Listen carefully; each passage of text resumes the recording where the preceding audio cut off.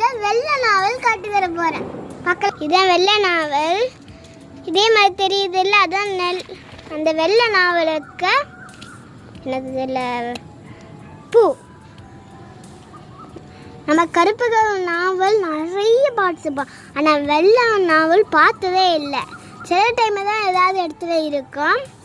வெள்ளை நாவல் பார்த்தீங்களா, அந்த இடம் பச்சையாக இருக்குது, பழுத்து கூட இருக்குது. பழுத்துட்டு இதை பறித்து நான் சாப்பிட போகிறேன். வாங்க பறித்து சாப்பிடலாம். ஃபஸ்ட்டு இதை கழுவிட்டு வரலாம் வாங்க. இப்போ நான் இதை கழுவிட்டு சாப்பிட்டு பார்க்க போகிறேன். வாங்க சாப்பிட்டு பார்க்க.